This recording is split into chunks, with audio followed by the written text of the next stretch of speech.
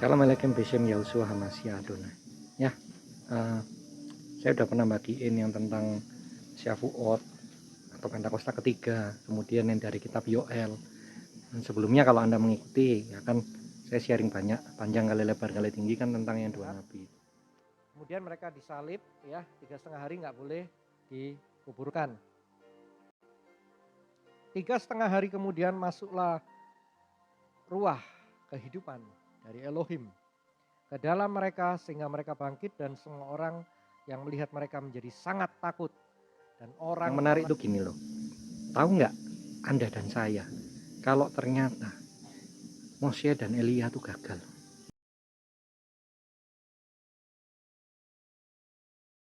Yang ada ruah kokma, ruah bina, ruah gebura atau 7 ruah Elohim disingkapkan baru mengerti. Kalau yang enggak cuma lihatnya tanda, cuma lihatnya simbol, cuma lihatnya perumpamaan dan tidak mengerti. Seperti Farisi Saduki zaman Yeshua Masya menyampaikan, mereka tetap tegar tengkuk, mereka menolak dan mereka tidak percaya. Kenapa? Karena mereka nggak dapat, ruang mereka nggak terbuka untuk pewahyuan itu. Pernah gagalnya di mana, Pak? Yuk buka sama-sama saya. Pertama kita ke Moshe dulu ya. Jadi kenapa kok bisa kemungkinannya mereka yang dibalikkan lagi? Yo karena mereka gagal. Gitu. Moshe itu gagalnya ya, kalau di kitab Devarim mentah ulangan yang pertama dikatakan inilah perkataan-perkataan yang diucapkan Moshe kepada seluruh Israel di sebelah Yordan, di padang gurun di Araba Yordan, di tentangan Suf, Paran, Tofel, Laban, Hezerot, dan di Zahab. Nah, kenapa?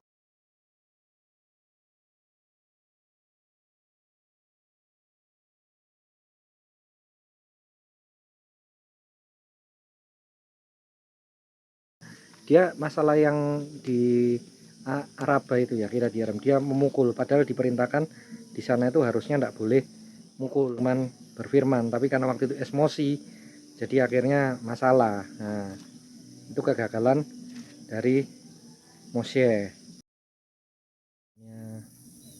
Ini zamannya Isabel ya, zamannya waktu itu Ahab.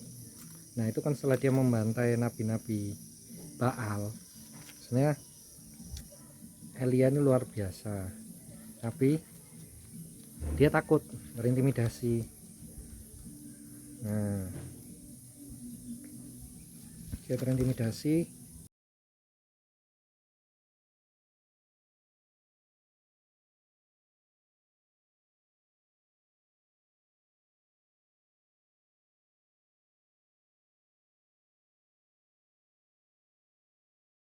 Biar Anda enggak salah mengerti ya, dikatakan gini, maka Adonai lalu angin besar kuat membelah gunung-gunung dan memecahkan bukit-bukit batu mendahului Elohim. Ya kemungkinan ini si Elohim Putra ya, yang nantinya jadi Yeshua Hamasya itu. Maka tidak ada Adonai dalam angin itu, dan sudah angin itu datanglah gempa, tapi tidak ada Adonai dalam gempa itu. Dan sudah gempa itu datanglah api, tapi tidak ada Adonai dalam api itu. Sudah itu datanglah bunyi angin sepoi-sepoi basah. Segera sudah Elia mendengarnya, ia melubungi mukanya dengan jubahnya, lalu pergi keluar berdiri di pintu gua. Saya bacakan mulai dari ini ya, Malakim ya. Malakim pasal 19, Raja-Raja 19 ayat 11 sampai yang ke 18. Karena Israel meninggalkan perjanjianmu, Berit Melak ya, yang garam, runtuhkan mezbah-mezbahmu dan membunuh nabi-nabimu dengan pedang. Hanya aku seorang diri masih hidup dan mereka yang mencabut nyawaku. Jadi sampai 14 ini aja udah dapet nih. Elia sudah persepsinya sendiri, bukan fakta yang disampaikan, tapi persepsinya. Sementara kita tahu Elohim kita maha tahu dan dia mengetahui segalanya, termasuk yang kita nggak ngerti. Nah, dabari Elohim datang pada ayat 15. Pergi, kembali ke jalanmu melalui padang gurun ke Damaskus ya, Damsik itu di Syria ya sekarang. Setelah engkau sampai, engkau harus mengurapi Hazael menjadi Melek atas Aram. Yehu Nimsi urapi menjadi Melek atas Israel. Elisa bin Safat dari Abel Mehola diurapi menjadi nabi menggantikanmu. Nah, ini gagal. 17 ya, saya tutup 17 sampai 18. Maka siapa yang terluput dari pedang Hazael akan dibunuh oleh Yehu, dan siapa yang terluput dari Yehu akan dibunuh oleh Elisa.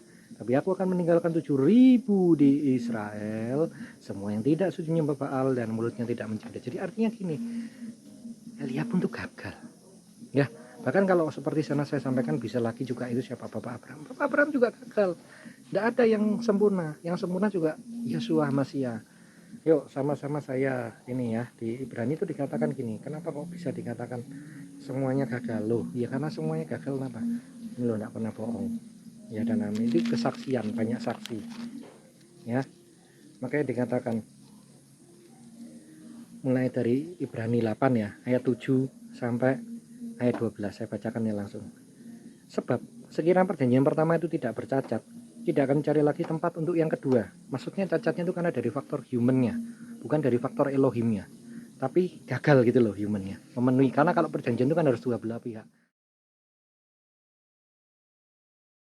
Kalau Anda ke notaris kan nggak bisa cuma satu, harus ada pembeli dan penjual. Ya demikian juga prinsipnya di dalam hukum ruah dan kehidupan. Sebab Elohim Adonai menegur dengan berkata, sungguhnya akan datang waktunya, demikianlah dabar Elohim. Aku akan adakan perjanjian baru dengan kaum Israel dan dengan Yuda. Ya, bukan seperti perjanjian yang telah kuadakan dengan nenek moyang mereka pada waktu aku memegang tangan mereka membawa mereka keluar dari Misraim, Egypt. Sebab mereka tidak setia pada perjanjianku, loh kan sudah saya bahas. Dan menolak mereka, demikianlah dabar Elohim. Maka inilah perjanjian yang kuadakan dengan Israel waktu itu, demikianlah dabar Elohim. Menaruh hukumku dalam akal budi mereka, menuliskan dalam hati mereka. Aku akan menjadi Elohim mereka. Mereka akan menjadi jemaahku. Nah, yang menarik itu gini. Tidak ada lagi yang mengajar. Maksudnya apa? Nggak pakai makelar. Anda dan saya bisa connect langsung. Lewat siapa? Ruah Elohim. Loh kok bisa? Karena yang tembus, karena yang bisa ini kan, itu siapa? Dulu ya, ke-12 ya. Ke-12 itu karena apa? Ya lewat Yesua Masia. Lewat Elohim Adonai dulu yang menolong gitu. Nah, dikatakan, sudah lupakah kamu akan nasihat yang berbicara pada kamu seperti pada anak-anak? Saya anakku, jangan anggap enteng didikan Elohim Adonai, dan jangan putus asa apabila engkau diperingatkannya, karena Adonai menghajar yang dikasihinya dan menyesal yang diakuinya sebagai anak. Makanya kita dikatakan ben Elohim.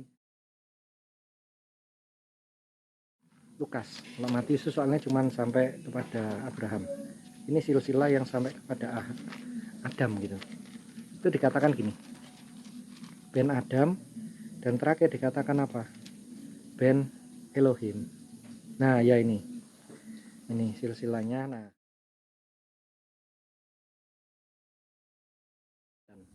Ben Lamek, Ben Metusalah, Ben Enok, Ben Yared, Ben Mahalalel, Ben Kenan, Ben Enos, Ben Set, Ben Adam, Ben Elohim.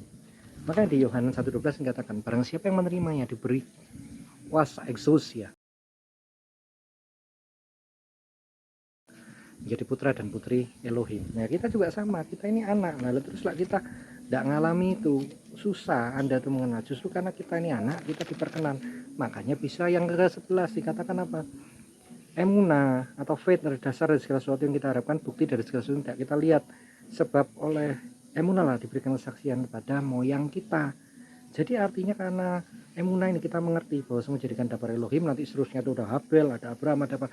Jadi semua itu diwariskan. Kalau kita nggak bisa terima itu warisan dengan kita itu mengenali identitas kita sebagai anak, susah. Maka kalau Anda mau mengenal Shavuot, Anda harus mengenal dia sebagai bapakmu. Engkau harus mengenal dia personal, mengalami personal, bukan dari kata orang, bukan lewat makelar. Maka Anda dan saya dijadikan kesaksian dimanapun berada. Oke, sampai demikian dahulu. Selamat siang.